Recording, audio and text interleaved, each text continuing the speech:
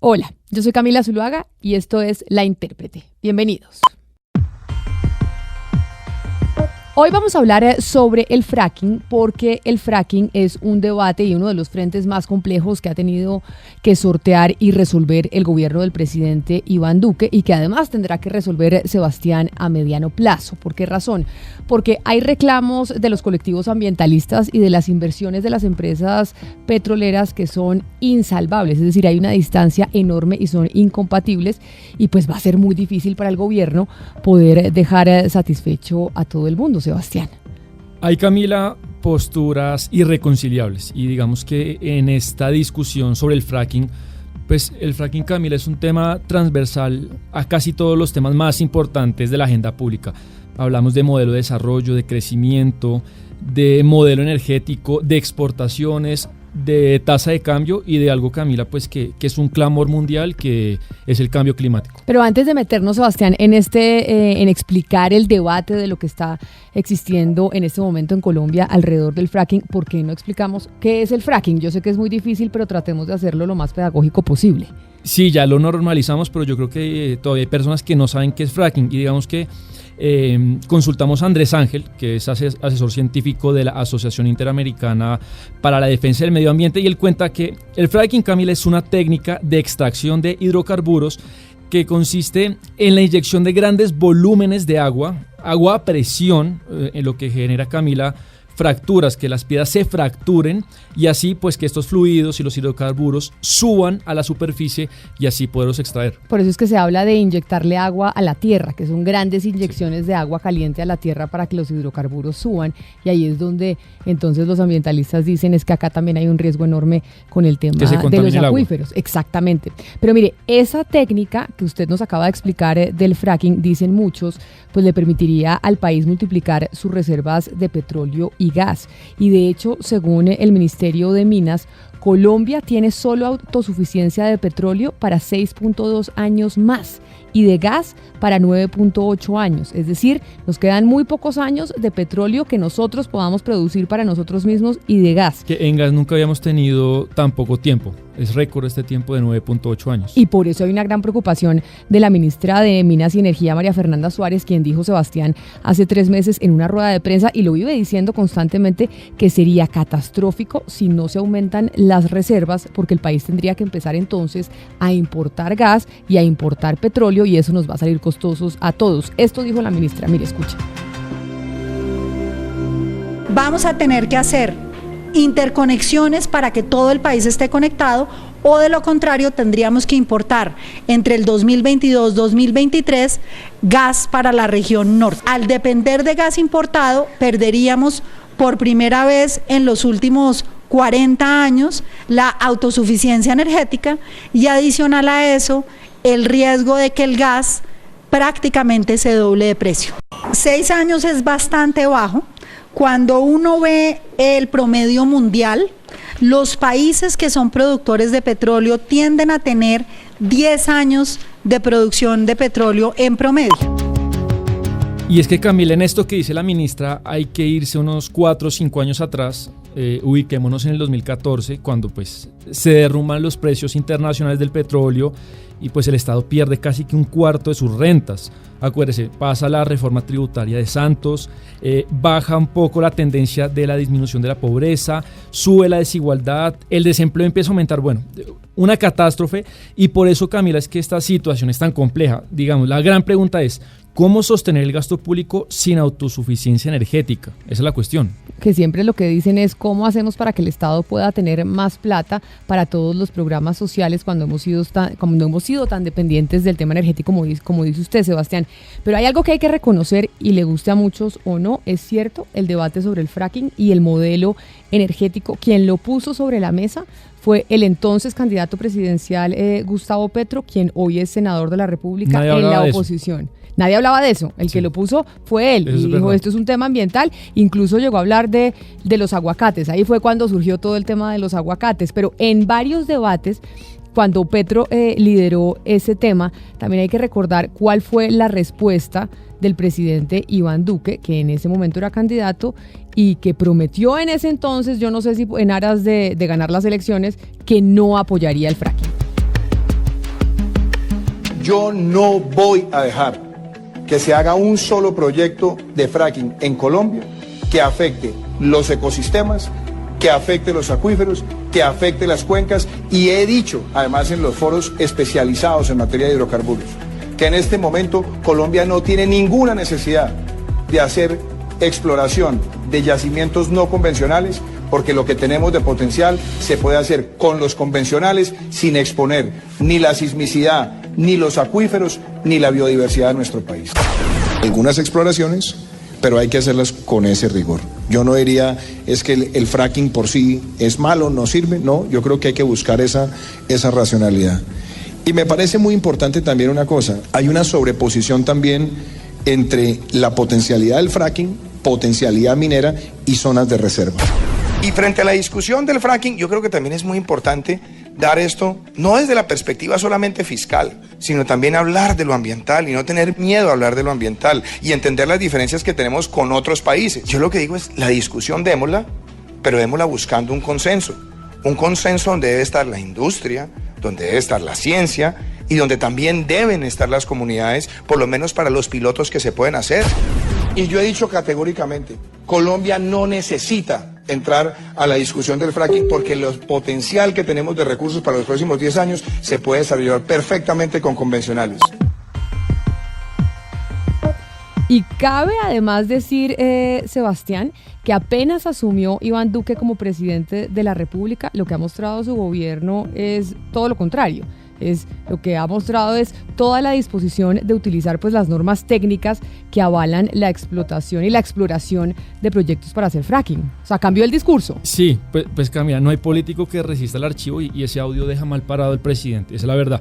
Y tanto así que al Consejo de Estado pues llegaron muchas demandas para bloquear estas normas y para tomar una decisión de fondo, pues el Consejo de Estado no sé si se lavó las manos, pero tomó yo creo una decisión salomónica, que fue una medida cautelar en la que suspendió en junio de este año las normas técnicas de fase exploratoria y le dijo al país, hagamos una comisión de expertos que nos diga si hay viabilidad técnica o no. Las demandas que llegaron al Consejo de Estado fue de grupos ambientalistas y de gente que no quería o que no quiere que se haga fracking en Colombia. Llegaron demandas de varias partes y organizaciones del país, hubo un poco de todo. Bueno, pero sobre lo que usted dice de la comisión de expertos, de hecho, pasados los 3 meses, pues el gobierno nacional, el gobierno del presidente Iván Duque, hizo una petición al Consejo de Estado para levantar esas medidas cautelares que usted nos acaba de decir que hizo el Consejo de Estado como para lavarse las manos. Pero el Consejo de Estado, este alto tribunal, pues en septiembre decidió mantener esas medidas y dijo que tomaría una decisión de fondo a mediados del 2020, teniendo entonces en cuenta pues los hallazgos de esa comisión que anunció el presidente Duque que iba a nombrar para saber qué pasaba con el fracking en Colombia.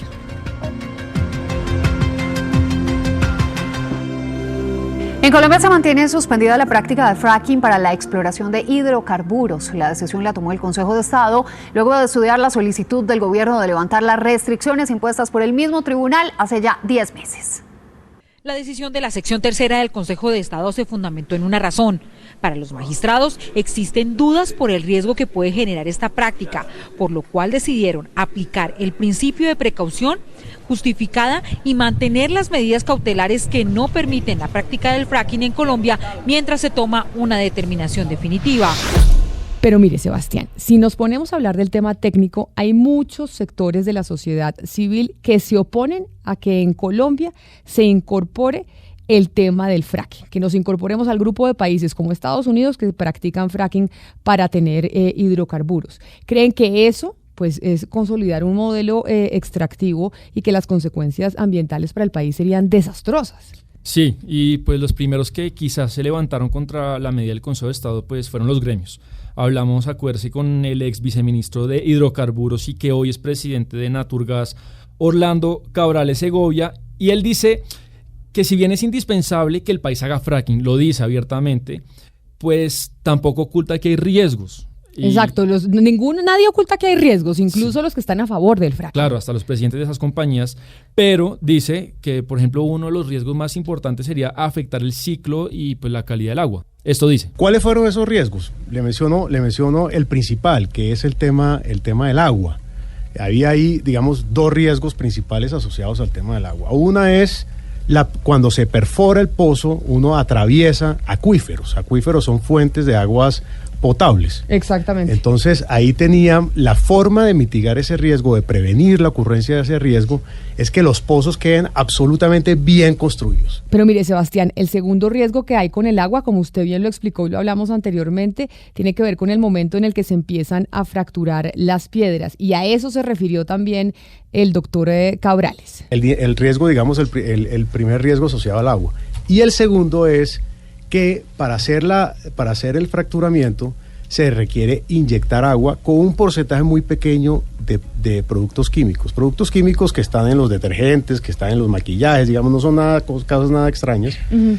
Pero esa mezcla, cuando se devolvía a la superficie, podía eventualmente también afectar la calidad del agua. Para eso se puso la exigencia de la construcción de los pozos.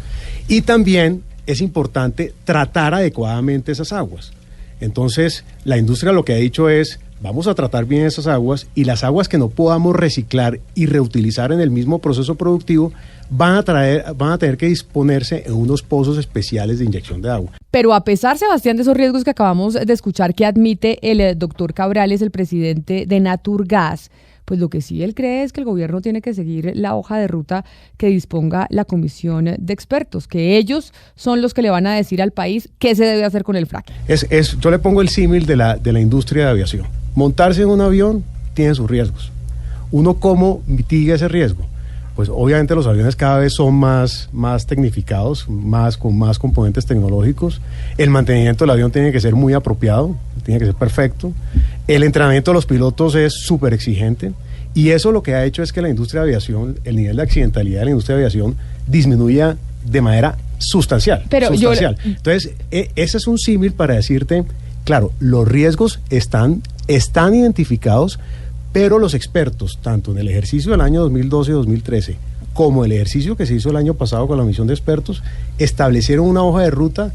Hablamos también, Camila, acuérdese, pues, con una persona que está en la otra orilla de este debate, que fue con Juan Pablo Sarmiento. Siempre hay que hablar con los que están al otro lado, porque este es un debate de polos opuestos. Sí, que él es, digamos, un miembro de la sociedad civil que sencillamente es el director del grupo de litigio de interés público de la Universidad del Norte, que fue, Camila, pues el grupo que realmente lideró la demanda más notable, más mediática contra el fracking. Y pues Sarmiento nos cuenta por qué lideraron esta demanda. Donde pues advertíamos una serie de riesgos que creo que ya se están anticipando por parte de Orlando, como por ejemplo la contaminación de acuíferos por los fluidos vertidos, la contaminación del suelo, movimientos sísmicos, las emisiones a la atmósfera, los productos químicos y radioactivos que pueden volver a la atmósfera, conocido como flowback. Pues encontramos que existían estos riesgos y que existe pues además un marco constitucional y legal que además es distinto a los otros países donde se ha implementado esta técnica. Pero además otra cosa que dice Sarmiento dentro de sus argumentos, Sebastián, es que no hay en Colombia un diseño institucional y normativo que le dé tranquilidad y garantía a todas las partes, es decir, a los ambientalistas, para que el fracking se pueda hacer responsablemente, porque dicen, oiga, hay riesgos, pero institucionalmente en Colombia no estamos preparados. Que es improvisado. Exacto, si algo pasa no estamos preparados para poder resolverlo. Ahí, mire, esto fue lo que dijo el doctor Sarmiento. Y es que hay una gran diferencia entre el principio de prevención y el principio de precaución. Y ese es un elemento importante que yo creo que en este momento llevó a que el Consejo de Estado hubiese suspendido el fracking. Y es que en el principio de prevención existen mecanismos jurídicos como la evaluación de impacto ambiental o autorizaciones previas cuyo presupuesto es la posibilidad de conocer con antelación el daño ambiental, su magnitud, y de obrar entonces de conformidad con ese conocimiento anticipado. En cambio, el principio de precaución nos indica que en aquellos casos donde no exista ese conocimiento previo, el riesgo o la magnitud del daño producido sea desconocido, pues la obligación constitucional y legal es abstenerse de realizar este tipo de actividades. Y ahí también, Camila, le he oído en bastantes medios, es una persona que se consulta mucho en estos temas, que es el uruguayo Eduardo Gudinas, también hablamos con él, y él ha escrito muchos libros sobre el tema extractivo, el tema financiero y ambiental sobre fracking, y pues Gudinas dice que realmente el negocio es para los inversionistas, que en cuanto a rentas del Estado, para sostener el Estado, no es tan bueno. Vamos a ver qué nos dice Gudinas. Los que promueven el fracking, sean las empresas o sean los gobiernos, no van a bordo del avión del fracking. Entonces, si el avión del fracking se estrella, por ejemplo, en un episodio de derrame, en un episodio de contaminación, ellos no asumen ningún riesgo porque no estaban en ese avión.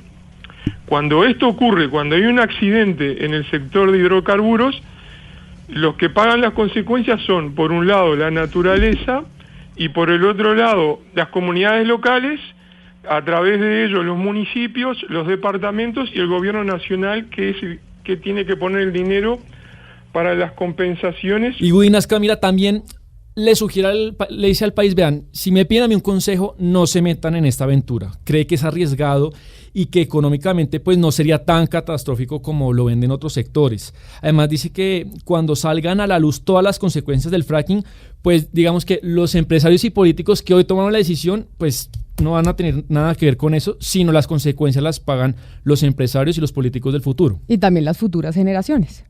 El fracking le genera dinero a las empresas, pero para la economía nacional la cuenta neta es negativa. ¿Por qué? Porque el sector de esos combustibles está fuertemente subsidiado. Entonces, sí le entra dinero a la empresa, por eso la empresa dice que esto es mucho dinero, pero por otro lado el Estado tiene que subsidiar, por ejemplo, a los combustibles, tiene que subsidiar combustibles para la industria, para el transporte y así sucesivamente. Entonces, lo que tiene que atender la decisión judicial o lo que tiene que discutir el país, porque yo puedo obtener algún jugoso dinerillo por el fracking, pero por si del otro lado pierdo porque tengo perforaciones fiscales, o pierdo porque tengo que ir a descontaminar el agua, o pierdo porque se transfieren y se pierden puestos agropecuarios, sí, la cuenta para el país es negativa. Pues mire, Sebastián, hemos escuchado muchas voces sobre el fracking. Ahora, de tanta protesta social en Colombia, en donde diferentes sectores se están pronunciando sobre las políticas del gobierno, el fracking es uno de los temas centrales. Y le están pidiendo, entre otras, los ambientalistas al gobierno del presidente Iván Duque que no haga fracking. Y este es un debate que está abierto y que todavía falta mucho por discutir. Y yo creo, Camila, que económicamente es el gran laberinto del país, porque si no se hace fracking, yo creo que sería una buena oportunidad para que dejemos de depender del petróleo, una manera de buscar otra manera productiva, pues de entrarle más rentas al Estado. Y así queríamos hablar con ustedes y compartir esta charla que teníamos Sebastián y yo sobre el fracking, que sin duda alguna es uno de los debates fundamentales que está enfrentando el gobierno del presidente Duque y el país en general. Sebastián, gracias. Gracias por la invitación, Camila. No, pero si usted hace parte de este equipo, a ustedes ya saben que nos escuchan todos los jueves. Tenemos un podcast nuevo de La Intérprete, pero estamos en todas las plataformas para cuando nos quieran escuchar. Si les gustó este podcast, les pareció útil, ya saben, lo pueden compartir con sus amigos hoy que estábamos hablando del fracking, y nos escuchamos en una próxima oportunidad.